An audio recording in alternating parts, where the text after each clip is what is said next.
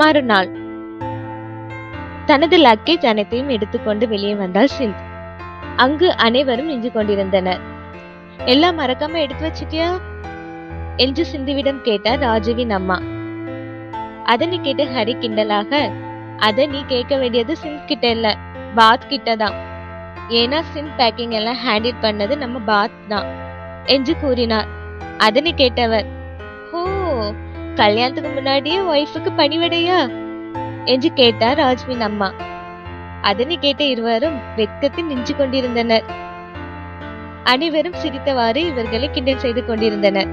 அப்போது அங்கு வந்த ராஜ், நானும் ரெடி என்று கூறினார். அனைவரும் அவனை பார்த்தனர். அங்கு அவன் கையில் லக்கேஜ்களை வைத்து நின்று கொண்டிருந்தான். அதனை பார்த்தவள், இந்த லக்கேஜ் எதுக்கு என்று கேட்டாள். அவனும் உன் கூட தான் வரப்போறான் என்று கூறினார் ஹரி. அதனை கேட்டவள், இவன் எதுக்கு அங்க என்று கேட்டார். எல்லாம் உன் சேஃப்டிக்கு தான். நேத்து தான் வந்து கேட்டான் உன் கூட வரதுக்கு. அவன் வந்தா உனக்கு கொஞ்சம் சேஃப்டியா இருக்கும் தானே, அதான் உன் கூட வரதுக்கு நாங்களும் பெர்மிஷன் கொடுத்துட்டோம் என்று கூறினார். இவன் என் கூட வந்தா இருக்க சேஃப்டில போயிடும் என்று நினைத்தவள் திரும்பி பாத்தை பார்த்தாள். அங்கு அவன் கண்ணாலேயே, நீ போ, ஒன்னும் ஆகாது என்று கூறினான். அவன் இவ்வாறு கூறவும் அதனை புரிந்து கொண்டவர் சரி என்று தலையசைத்தார். சிந்த் மற்றும் ராஜை அழைத்து செல்ல அங்கு கார் வந்தது. பிரிய முடியாமல் தவித்த சிந்த் அனைவரையும் அணைத்து பின் காரில் ஏறினாள். ஜன்னலின் வெளியே அனைவரையும் வெட்டி பார்த்தவள் பாத்தை பார்த்தாள். அங்கு அவன் கையை கட்டி சிறிய புன்னகையோடு நின்று கொண்டிருந்தான். அனைவருக்கும் பாய் என்று கையை காட்டினார் சிந்த். அனைவரும் அவளுக்கும் பாய் என்று கையை காட்டினர். ஆனால் என்னதான் வெளியே சிரித்துக் கொண்டிருந்தாலும் மனதிற்குள் சிந்தை பிரிய முடியாமல் தவித்துக் கொண்டிருந்தான் பாத். நாட்கள் இவ்வாறு கடந்து செல்ல ஆரம்பித்தது. இருவரும் போன் காலில் மட்டுமே பேசிக் கொள்வர். பாத் ஒரு மியூசிக் ஆர்டிஸ்டாக அவனது பாதையில் சென்று கொண்டிருந்தான். சிந்த் அவளது கனவை நோக்கி சென்று கொண்டிருந்தாள். இருவரும் பிரிந்திருந்தாலும் அவர்களின் இதயம் ஒன்றாக தான் இருந்தது. நாட்கள் செல்ல செல்ல இருவரது காதலும் அதிகமாகி கொண்டிருந்தது. ராஜும் எதையெல்லாமோ செய்து பார்த்து விட்டான். ஆனால் சிந்த் அவன் வழிக்கு வருவதாகவே தெரியவில்லை. சிந்த் பாத் காதலை மட்டுமே நினைத்துக் கொண்டிருந்தாள். இவ்வாறு 3 வருடங்கள் சென்றது. சிந்த் மிகவும் புத்திசாலி. எனவே அவளது கம்பெனியில் நன்றாக பெர்ஃபார்மன்ஸ் செய்து கொண்டிருந்தாள். அவளது பெர்ஃபார்மன்ஸை பார்த்து அந்த கம்பெனியில் இருந்து 1 மாதம் லீவு கிடைத்தது. அதனை கேட்டவள் பாத்தை பார்க்க போகிறோம் என்று மகிழ்ச்சியில் இருந்தாள். ஆனால் ராஜ்தான் பாவம், இந்த 3 வருடங்கள் தான் கடந்து சென்றது. ஆனால் அவனால் ஒன்றும் செய்ய முடியவில்லை. தனது ஊருக்கு மிகவும் மகிழ்ச்சியாக கிளம்பி கொண்டிருந்தாள் சிந்த். ஆனால் அவளுக்கு தெரியவில்லை அங்கு அவளுக்கான பெரிய அதிர்ச்சி காத்து கொண்டிருக்கிறது என்று. தனது ஊரை வந்து அடைந்தனர் சிந்த் மற்றும் ராஜ். அவளை பார்த்த அனைவரும் அவளை கட்டி அணைத்து பாசத்தை வெளிக்காட்டினர்.